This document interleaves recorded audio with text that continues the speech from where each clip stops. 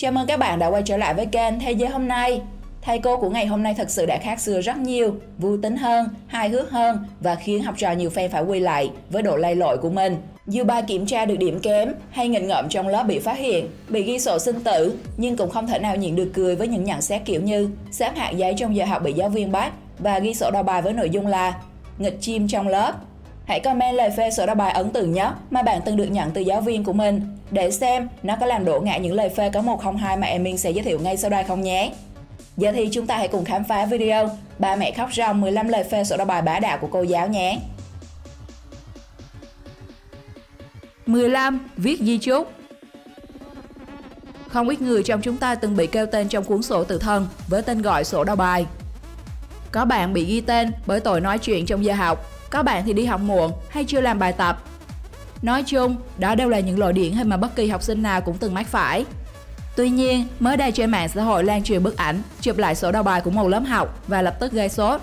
Đó là bởi một cậu bạn bị ghi vào sổ vì một lỗi khó đỡ, bá đạo vô cùng.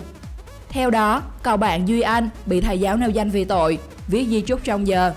Bạn ấy lo xa quá, nhưng vỏ quýt dày thì có móng tay nhọn. Việc giáo viên ghi thẳng lời phê cho thấy sự lầy lội không kém của thầy cô trước sự nghịch ngợm của các cô cậu học trò. 14. Chuyện tình đam mỹ. Không hiểu kiểu gì đang trong lớp học mà Long và Thịnh là có những hành động thân thiết quá mức bình thường. Dưới ngòi bút phê sổ đầu bài của giáo viên, toàn cảnh được miêu tả một cách chân thực. Long gác chân lên đùi bạn Thịnh, Thịnh vẽ lên chân Long. Lời phê của giáo viên rất dễ làm chúng ta liên tưởng đến các câu chuyện tình thuộc thể loại đam mỹ, vốn chỉ có trong truyện ngôn tình. 13. Đòi ăn thịt chó. Cái ngày mà mài đúng quần trên ghế nhà trường, chắc hẳn đã có không ít bạn bị phê vào sổ đầu bài là ăn quà vặt trong lớp. Và chuyện này thật ra là nói quá bình thường với chúng ta đúng không nào? Ở cấp độ cao thâm hơn, có lẽ không ai ngờ tới được là trong cuốn sổ đầu bài lại xuất hiện lý do bị kỷ luật là đòi ăn thịt chó trong giờ học. Cụ thể là ở tiết học môn địa lý, em học sinh tên Kiện đã đưa ra yêu cầu của mình và nó đã được giáo viên B nguyên si vào lời phê. Chắc hẳn khi phụ huynh của em học sinh này nhìn thấy, chắc phải té ngửa vì độ trời ơi đất hỡi của con mình. 12. Nói tục. Không chỉ có lũ nhắc quỷ nhì ma tên quái mà các thầy cô cũng bá đạo hết mức với những lý do ghi sổ đầu bài không giống ai. Một trang sổ đầu bài được chia sẻ làm nhiều người ngạc nhiên, lời phê rõ ràng của giáo viên. Hiền nói nhìn cái lon gì mà nhìn khi giáo viên nhìn quan sát học sinh. Nếu như em học sinh nghĩ rằng câu nói tục của mình sẽ được giáo viên lược bỏ để cuốn sổ đầu bài thêm sạch đẹp, văn minh. Nhưng ngược lại, giáo viên lại để bạn ấy được lưu danh bảng vàng, đồng thời còn bị xử lý. Hay khi bạn ấy bấy bì nhầm đối tượng, thế là được ghi danh vào cuốn sổ bất hữu với lời phê. Thiện nói cô hóa là ok bấy bì. Các giáo viên là không thể đùa được đâu nhé. 11. Đi là đi luôn. Bạn từng trốn tiết chưa? Hãy comment lý do trốn tiết của bạn trong phần bình luận nhé. Nếu chúng ta vẫn thường hay dùng cái chiêu bị đau bụng hay gia đình có việc để được trốn các tiết học thì một giáo viên đã ghi lời phê trong sổ đầu bài khiến nhiều người không khỏi phi cười. Quỳnh nằm ngủ thầy la, tự động ra ngoài.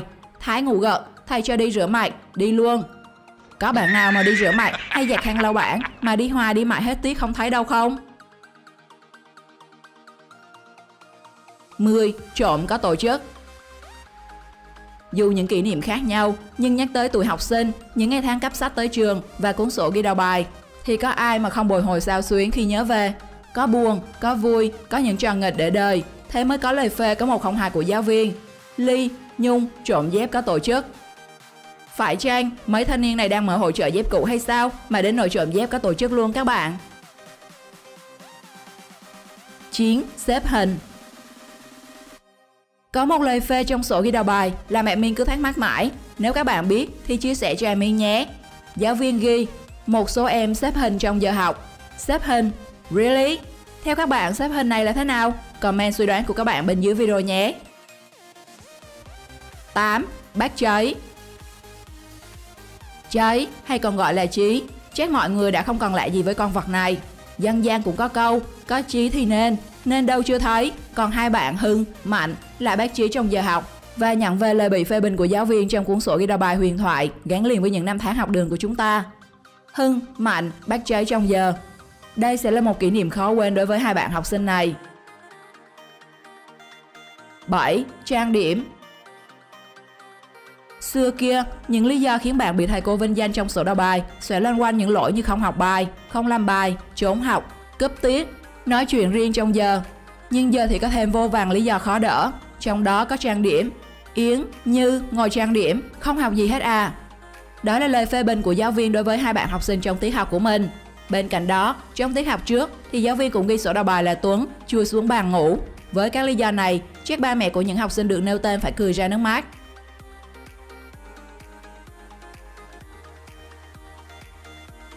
6. Hát trong lớp.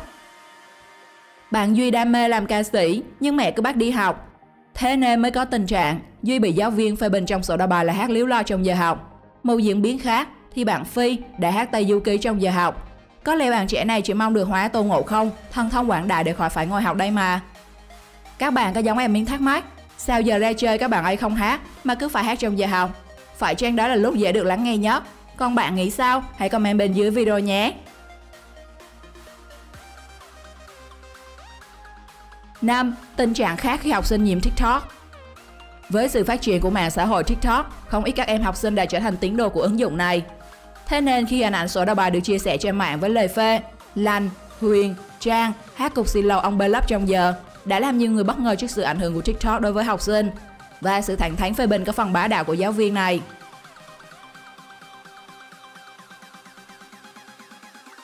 4. Hú. Đủ trò trời ơi đất hỡi khiến học sinh bị mời ngồi sổ đầu bài, như trường hợp này chẳng hạn. Quang, Hợp hú rùng rợn trong lớp. Phải chăng do học hành căng thẳng quá nên các bạn phải hú rùng rợn trong lớp để giải tỏa chăng? Tuy nhiên dù nguyên nhân gì thì các bạn cũng không thoát khỏi được cuốn sổ đầu bài huyền thoại và bị xử lý. 3. Làm đẹp. Không thể phủ nhận, làm đẹp là một nhu cầu tất yếu của bất kỳ ai, kể cả nam và nữ. Thế nhưng việc làm đẹp của các em học sinh ngay trên lớp học là điều không thể chấp nhận được. An nặn mụn cá cho Vũ. Hay như bạn học lại lộn mụn. Có vẻ nặn mụn là một đam mê không ngừng của các bạn học sinh. Ngoài ra, vấn đề làm đẹp cũng xuất hiện trong nhiều sổ đầu bài của các lớp. Chẳng hạn như lời phê, Bách tô son trong lớp. Bách là con trai sao lại tô son trong lớp? Thật ra thì dù là con trai, nhưng Bách cũng có nhu cầu làm đẹp đúng không các bạn? Chưa hết, một thầy giáo dạy sử cũng đã có màn cho học sinh ngồi sổ đầu bài một cách bá đạo. Khi đưa hẳn lời phê, lời về đẹp nhất lớp, soi gương hết một tiết. 2. Tín đồ be like. Cuộc sống ngày càng hiện đại, nên sổ ghi đầu bài ghi chép các hành vi vi phạm của học sinh cũng liên quan đến công nghệ. Cụ thể, các tín đồ Shopee be like đã lấy điện thoại lướt Shopee và đặt mua ốp. Có lẽ mùa săn sale len vào từng lớp học nên các em cũng được dịp đổi sổ đầu bài. 1. Bạn Tuấn. Thời đi học có lẽ ai cũng phải ngủ gật ít nhất một lần trong lớp. Nếu không vì thức khuya ôn bài, học tập quá sức thì cũng có thể là vì thức khuya đọc truyện, xem phim, cày game, cày phim vân vân. Và bạn Tuấn trong tình huống này phải nói là bá đạo trên từng hạt gạo. Khi có thể ngủ trên lớp liên tục, ngủ bất chấp, ngủ từ thứ 2 đến thứ 6. Không hiểu bạn đi học hay đi ngủ. Cụ thể, thứ 2, tiết 2, Tuấn ngủ trong giờ. Tiết 3, Tuấn ngủ gọi không dậy. Thứ 3, tiết 3, Tuấn ngủ. Tiết 4, Tuấn ngủ, còn cả lớp chú ý học. Thứ 5, cả lớp chú ý học thì tiết 2 Tuấn ngủ, tiết 3 Tuấn ngủ. Thứ 6, tiết 2 Tuấn ngủ nửa giờ, gọi nhiều lần. Tiết 3 Tuấn ngủ. Tục ngữ có câu, ăn được ngủ được là tiên, hạng Tuấn chỉ làm theo lời dặn của người xưa mà thôi.